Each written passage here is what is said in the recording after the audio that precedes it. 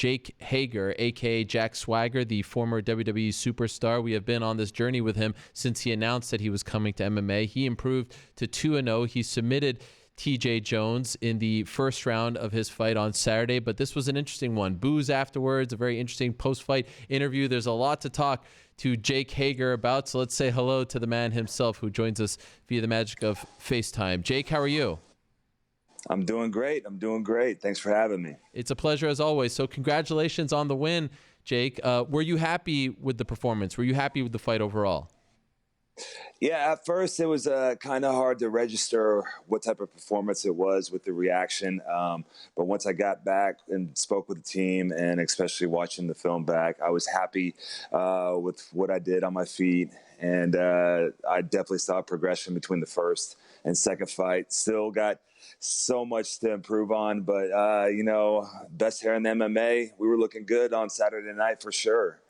So it's interesting because Saturday there was a Bellator event, there was a pretty stacked UFC event. Some of the biggest names in the sport were competing on Saturday, whether it was in Illinois or Brazil. But come Wednesday or so, your fight seemed to be the fight that everyone was talking about because that's when the press conference happened, and that's when we saw the face-off between you and TJ for the first time, and everyone was, of course, commenting on TJ, who does not look like a fighter, certainly doesn't look like you, quite frankly, just looks like a kid off the street. Was that the first time that you had ever seen him?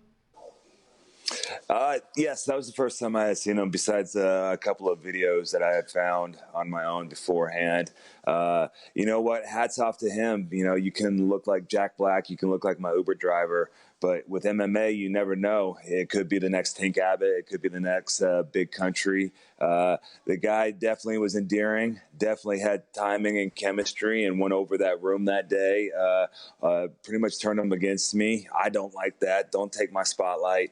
And I took a lot of the stuff he did personal, but he did it very well. And this is, I think it should be rewarded. I think they should bring him back and see if he has anything more for the people. I think they should bring him back as well. He turned into this sort of unexpected little star, if you will. The walkout was entertaining. I mean, the guy certainly has charisma, but I want to know, how did you, I mean, with all due respect, how did you keep a straight face? Because like that did look like just a fan, like even the hair, the hat. I felt almost like he was playing it up. How did you keep a straight face when you were facing off against him?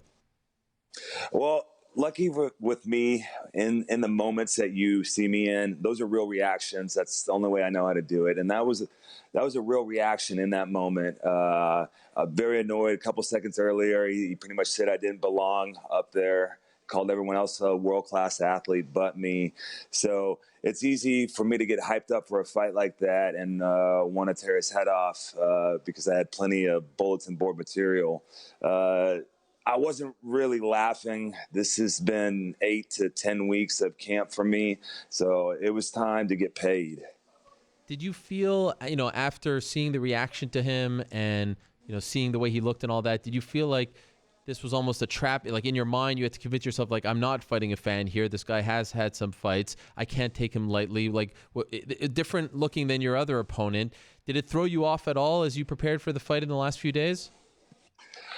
These are all tests for me as I progress and try to jump the levels. I think the rule number one in MMA is don't take anything lightly. I don't ever see someone going into that cage playing games. And for some reason, I feel like the MMA community, MMA fans in particular, still think I'm playing games, walking into a cage, fighting another man. I'm playing games, cutting promos afterwards. No, this is all real to me. I'm very serious about it.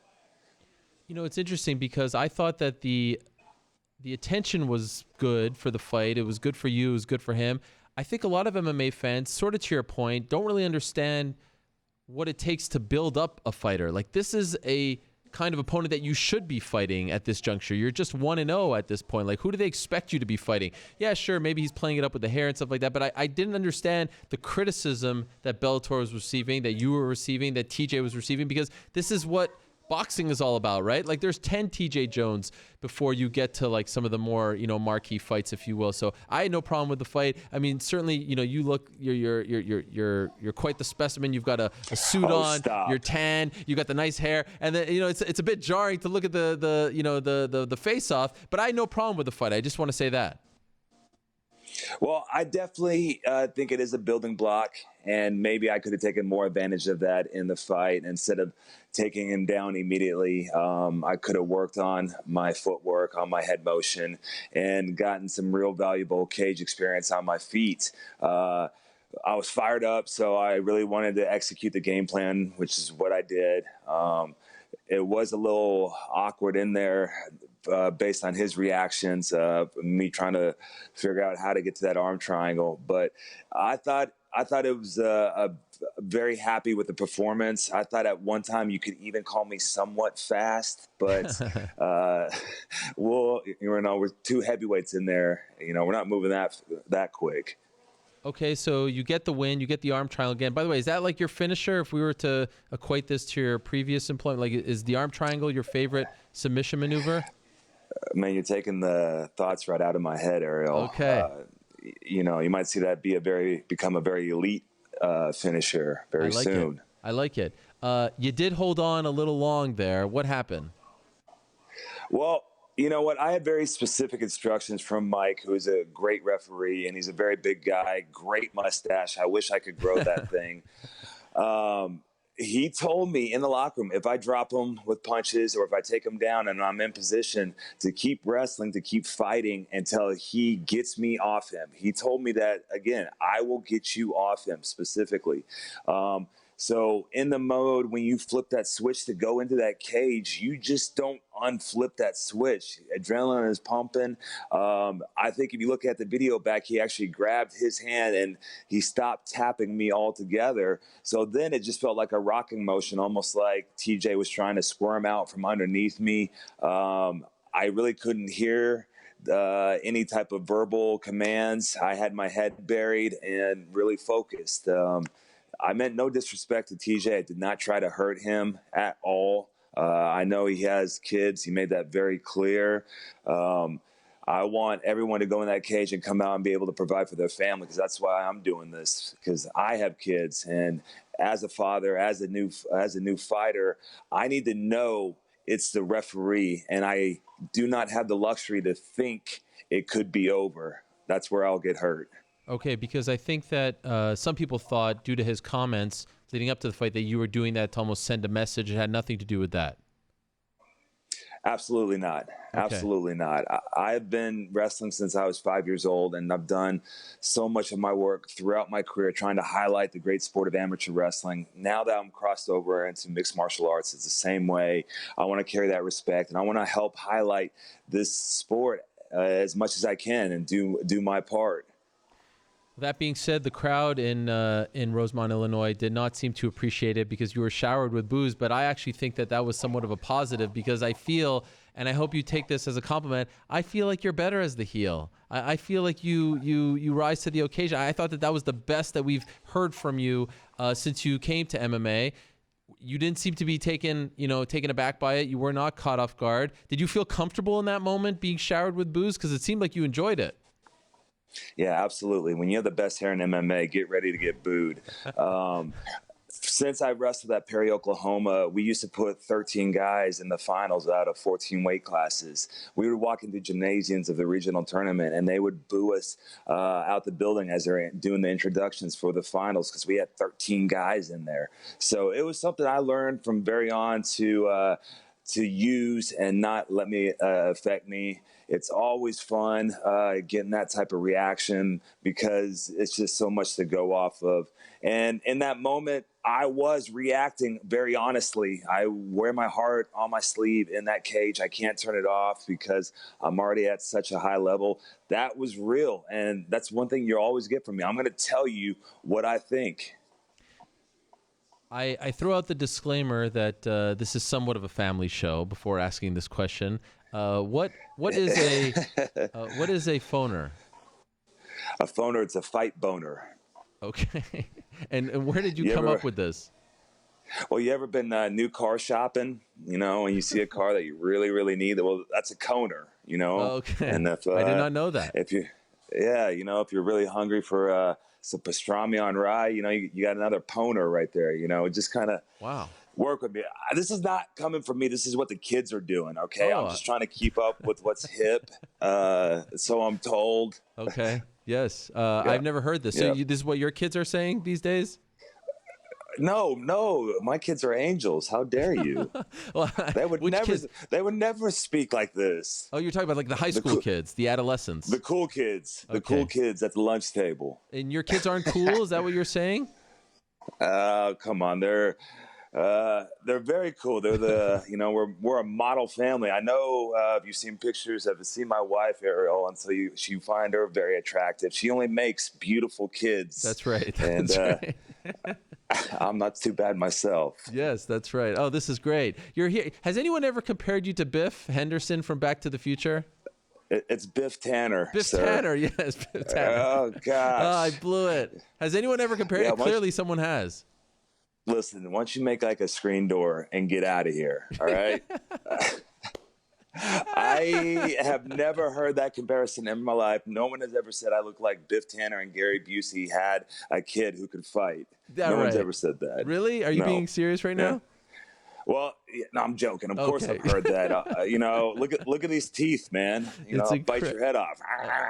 Oh my God, this is amazing. That's why Biff is the ultimate. Why did I say Biff Henderson? Biff Henderson is former stage manager of David Letterman, I think. Biff Tanner, that is you. You are the perfect heel. And though I wanna mention this, you're not playing a character in there, right? Like it's important because even Morrow and John McCarthy were sort of debating this afterwards. Like that's all 100% real. You're not going in there thinking that I'm going to play this character, correct?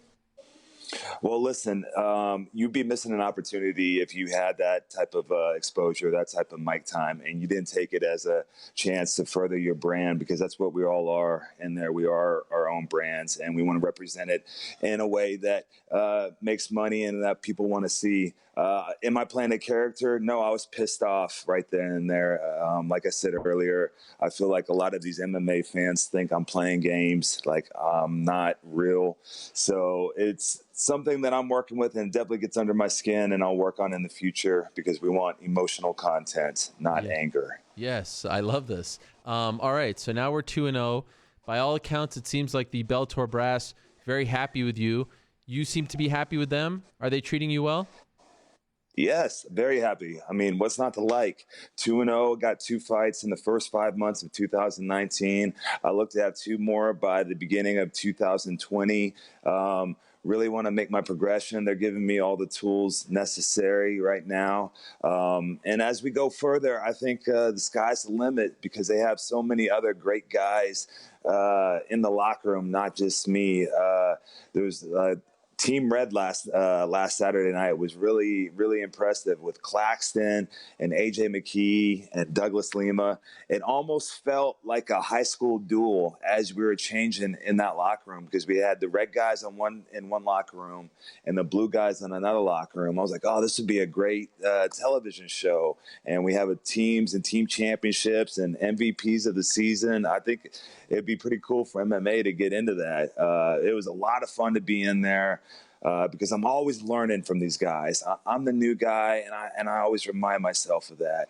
And I'm learning, and I'm getting better. But don't be mad at me when I jump levels, and all of a sudden I'm better than a lot of them. So it's something that's going to happen very quick because I am so passionate about getting better. So you want to fight 2 more times this year? Is that accurate?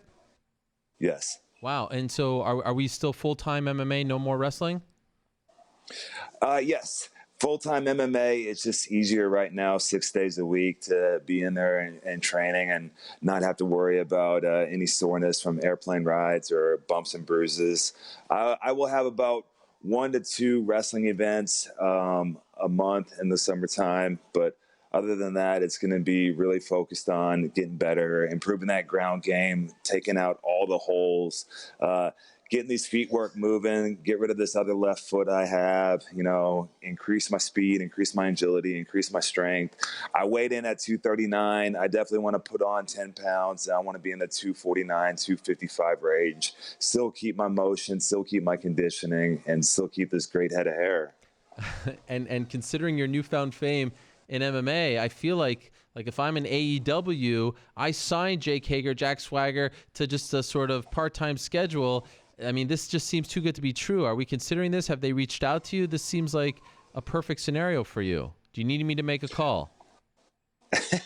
Those guys are awesome. It's really impressive what they're doing, and it's something I can definitely relate to because Cody, the Young Bucks, they invested and took a gamble on themselves, and they bet big. And now it shows that they were right and that they knew something that was going to fall to the curve and really be ahead of the game. And it's definitely fun to be a part of how they're doing their storytelling and how they're really moving the needle for the first time in decades. Have I they reached definitely would out? be willing to be a part of it. We've spoken, and I think that will progress in the future. But Whoa. maybe we should have them on here. Yeah, that'd be. Is there an offer on the table? Is that what you're saying? As of now, I can't tell you. Whoa. What are the But chances you make your debut for them later on this month? well, I think I would be. I don't want to step in John Moxley's shadow. I think that's going to be a great debut for him. Hopefully, I'm still keeping my fingers crossed. That's where we see him at. And I think anything is possible. It's awesome to be a part of this. This is definitely why I left in 2017, because I knew that pro wrestling was going to have such big opportunities and new platforms for young businessmen who are serious and who are trying to provide for their families to come out and excel the way you want to and work with the people you want to and build your brand the way you want to, which is the most important thing. Whether you're a pro wrestler or a pro fighter, you want leverage. And this gives me the opportunity to increase more leverage for myself. Yeah, but you said you want to be a part of this. It almost seems like you're talking in the present tense. Does that mean you are already a part of AEW? There's not a lot of investigative journalists on TV right now, Ariel. You're really, really getting good. Thank you. Thank you. I definitely want to be a part of it. I have been really busy with training camp, so talks have not, gotten to that point yet because, like I said, I'm a really slow heavyweight who needs to work on his footwork. Yep, but not his hair. Let's get the CEO of Ruby SE on the phone, Danny Rubenstein, to close the deal. I like this for you. AEW, some weekends, Bellator, other weekends. Business definitely picking up for Jake Hager. Well done, my man. Congrats on all your success. Final word, yes?